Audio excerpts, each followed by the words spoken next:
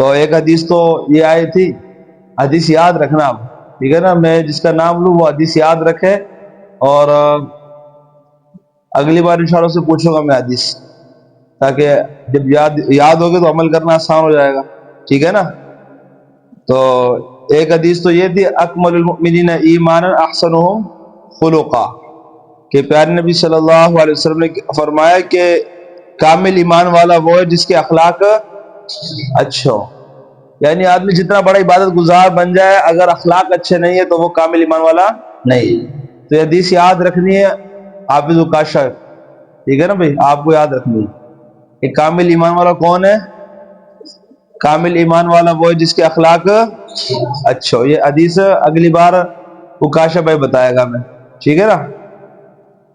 اب دیکھو نا، اس کا حدیث میں اس کی تشریح آتی ہے، دوسری حدیث اس کی وضاحت ہوتی ہے دوسری حدیث سے، کہ ایک صحابہ کرام نے پوچھا، یا رسول اللہ، ہمارے پڑوس میں ایک عورت ہے، وہ بڑی عابدہ ہے، بڑی زاہدہ ہے، اور نفل نمازیں بہت پڑھتی ہے، صدقہ خیراتی بہت کرتی ہے، لیکن زبان کی کڑوی ہے۔ صحابہ کرام کا دور، اللہ کے رسول صلی اللہ علیہ وسلم کا دور مبارک ہے، اور وہ ایمان والی ہے، لیکن اس کے جو ہے وہ الفاظ، زبان، اس کے اندر بڑی کڑواہٹ ہے، یعنی لوگوں کا لحاظ نہیں کرتی، بد اخلاق عورت ہے، حالانکہ عبادت اپنی جگہ اس کی۔ تو جب آپ سے پوچھا گیا تو آپ نے فرمایا، ہی فی النار، یہ عورت جہنم میں جائے گی۔ اگر اس حال میں اس کی موت آئی، اس کے اخلاق اچھے نہ ہوئے، تو یہ کہاں جائے گی؟ اب دیکھیں، صحابہ کرام نے تعریف فرمائی، عبادت بڑی کرتی ہے، لیکن حقوق العباد کے اندر بڑی کوتاہی ہے۔ اور فرمایا دوسری عورت کے متعلق، یا رسول اللہ، ایک اور عورت بھی ہمارے پڑوس میں ہے، وہ کوئی زیادہ نوافل تو نہیں پڑھتی، فرض پڑھ لیتی ہے، زیادہ صدقہ خیرات بھی نہیں کرتی، کچھ کر لیتی ہے، بس یہ کہ اس کے اخلاق بڑے اچھے ہیں۔ آپ نے فرمایا، ہی فی الجنہ،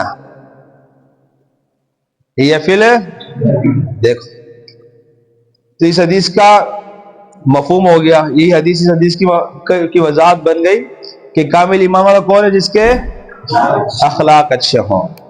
اور دوسری حدیث میں نے بتائی تھی، پیارے نبی صلی اللہ علیہ وسلم نے فرمایا، ان من احبکم الی واقربکم منی مجلسا یوم القیامہ احاسنکم اخلاقا، کہ سب سے زیادہ مجھے پسند اور سب سے زیادہ قیامت کے دن میرے قریب وہ ہوگا جس کے اخلاق اچھے۔ یہ حدیث یاد رکھنے حافظ وکیل کو، ٹھیک ہے بھائی، کہ سب سے زیادہ مجھے پسندیدہ، میرے نزدیک پسندیدہ انسان، اور سب سے زیادہ قیامت کے دن میرے قریب، ایک قربت میں نے بتایا تھا، یہ 2-4 دن کی نہیں ہو گیا، ہمیشہ کا قربت، اور ہمیشہ کی نزدیک اللہ کے رسول کی مل جائے گی، کتنا خوش نصیب ہوگا۔ فرمایا اس کے لیے اخلاق اچھے ہونا ضروری ہے، کیونکہ آپ کے اخلاق خود اچھے تھے، تو جو اچھے اخلاق اختیار کرے گا، اللہ کے رسول کے قریب ہوگا، ٹھیک ہے نا۔ یہ حدیث یاد رکھنا۔ اور تیسری حدیث ایک آئی تھی کہ پیارے نبی صلی اللہ علیہ وسلم نے فرمایا کہ آدمی اپنے اچھے اخلاق سے دن بھر روزہ رکھنے والے اور رات بھر اللہ کے سامنے نماز کے اندر کھڑے ہونے والے کا درجہ حاصل کر لیتا ہے۔ ایسا کوئی کر نہیں سکتا، انسان کمزور ہے، اسے نیند کی بھی ضرورت ہے، اسے کھانے کی بھی ضرورت ہے، نہ یہ زیادہ بھوکا رہ سکتا ہے، نہ زیادہ جاگ سکتا ہے، لیکن فرمایا اچھے اخلاق والا اللہ کو اتنا پسند ہے، گویا کہ ایک آدمی دن بھر روزے سے ہو، پورا سال روزہ اس طرح رکھے، اور رات ایک سیکنڈ کے لیے وہ سوئے نہ، ساری رات اللہ کے سامنے کبھی رکوع، کبھی سجدہ، کبھی قیام، تلاوت، اللہ کا ذکر۔ فرمایا جتنا ثواب اس کو ملے گا، اچھا اخلاق والا سو کر وہ ثواب کما رہا ہے، کھا کر وہ ثواب کما رہا ہے۔ آپ اندازہ کر اللہ کے رسول کی کتنی تاکید ہے اور کیسے کیسے فضیلت ہے۔ یہ حدیث یاد رکھنے حافظ عبدالرؤف نے، بھائی حافظ صاحب قرآن کے حافظ ہو، احادیث بھی 1-2 یاد ہونی چاہیے ہم سب کو، ٹھیک ہے نا، ہمارے لیے نہیں، ارشادات اللہ کے رسول صلی اللہ علیہ وسلم۔ یہ حدیث یاد رکھنا، ٹھیک ہے بھائی، 3 حدیثیں ہو گئی۔ اپنی حدیث یاد رکھو، دوسرے کی فکر چھوڑ دو، انشاءاللہ وہ بتا دے گا، جب اپنی یاد ہو جائے دوسرے پوچھے آپ کا کون سا سبق ہے، یہ آپ کا سبق ہے، ٹھیک ہے نا۔ اور ایک حدیث یہ آئی تھی کہ آپ نے فرمایا کہ صدقہ صدقہ یہ بھی صدقہ ہے کہ آدمی مسلمان بھائی سے ہنس کر بات کر لے، یہ بھی بغیر پیسے خرچ کیے، پیسے خرچ کرنے کا ثواب۔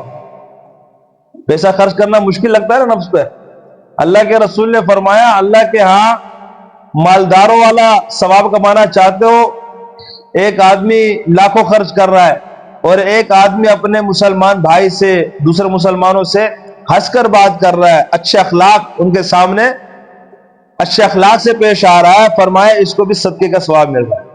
یہ پیارا دین ہے ہمارا، صدقے کا ثواب ملتا ہے۔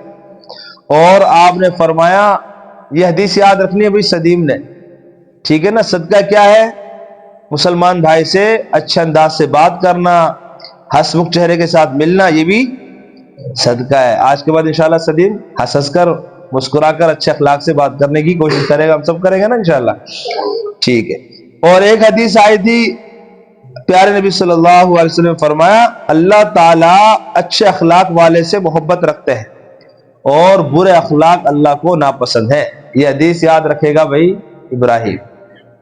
اللہ تعالیٰ، آپ نے عربی یاد نہیں رکھنی لیکن اردو ترجمہ اپنے الفاظ، ٹھیک ہے نا، مفہوم یاد رکھنا۔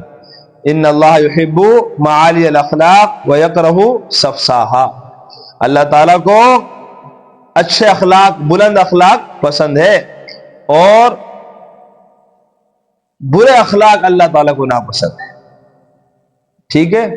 اور ایک حدیث آئی تھی، آپ نے فرمایا سل من قطعک، جو توڑے اس سے جوڑو۔ بڑا مشکل ہے لیکن اللہ کے رسول کا یہ اخلاق تھا، آپ کے اخلاق ایسی تھی، فرمایا جو توڑے اس سے جوڑو۔ یہ حدیث یاد رکھنا بھائی بلال، ٹھیک ہے نا؟ یہ حدیث میں نے لکھی ہوئی ہے، مطلب ان کا اشارہ لکھا ہوا تو مجھے پتہ چل جائے گا کون سی حدیث بتائی تھی، وہ یاد آپ نے رکھنی ہے، ٹھیک ہے نا؟ سل من قطعک، جو توڑے اس سے، واعف عمن ظلمک، جو ظلم کرے اسے معاف کر دو، وآت من حرمک، جو تمہارا حق مارے اسے اس کا حق۔ آج سارے دنیا میں یہی ہوتا ہے نا، حقوق کا مطالبہ، ہمارے حقوق چاہیے، اسی کے لیے جو ہے وہ ہڑتالیں ہوتی ہے، بک ہڑتال ہوتی ہے، کبھی کون سی ہڑتال ہوتی ہے، ہماری یہ مل جائے، ہمیں یہ سہولت مل جائے، ہماری یہ جو ہے وہ سہولت ختم نہ کی جائے، وغیرہ وغیرہ۔ ہر کوئی اپنا حق مانگ رہا ہے، اس لیے دنیا میں جھگڑے ہیں۔ اگر ہر کوئی یہ فکر کر لے کہ مجھے دوسرے کا حق دینا جو میرے اوپر ہے، تو سب کے حق خود بخود ادا ہو جائے گی۔ ایسی ہے نا، حقوق کی ادائیگی کی کوئی فکر نہیں، اپنے حق چاہیے ہمیں۔ اگر بہو یہ عزم کر لے کہ ساس کے میرے اوپر جو حق ہے مجھے ادا کرنے ہیں، ہاں، اور ساس یہ عزم کر لے کہ بہو کے جو حق ہے مجھے ادا کرنے ہیں، تو جھگڑا ہوگا۔ اسی طریقے سے ماں کے بیٹی پر حق ہے، بیٹی کے ماں پر حق ہے، بھائی کے بھائی پر حق ہے، اولاد پر والد کے حق ہے، والد پر بھی اولاد کے حق ہے۔ اللہ کے رسول نے فرمایا اگر یہ حق ہر کوئی دوسرے کا حق ادا کرنے والا بن جائے تو دنیا میں جھگڑے ہی نہ ہو۔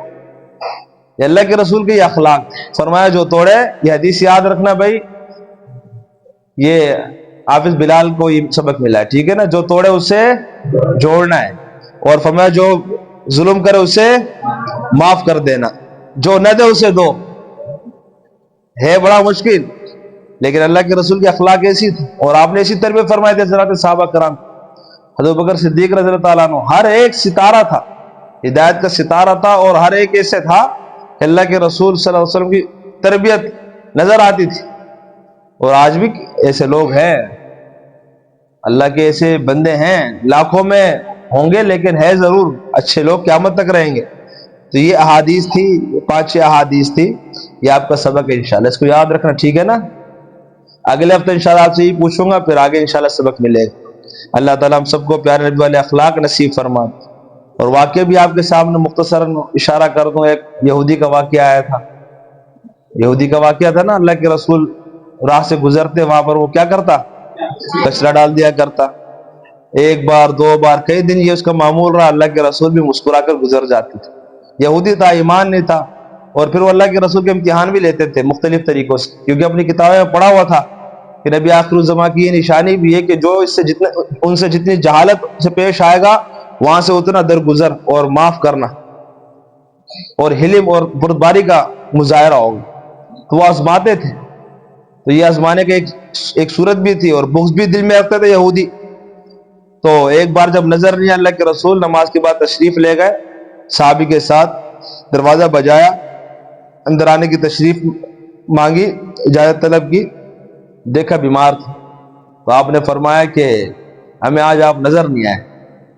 تو ہمارے دل میں خیال آیا کوئی مسئلہ نہ ہو، کوئی تکلیف ہوگی، کوئی بیماری ہوگی، ہم آپ کی عیادت کر لیں، یا کوئی پریشانی ہو تو ہم آپ کی مدد کر لیں. وہ رویا، اور رو کر اس نے ہاتھ اللہ کے رسول کے ہاتھ میں دے کر کلمہ پڑھ لیا. یہ اخلاق تھے اللہ کے رسول. اسلام اخلاق سے پھیلا ہے.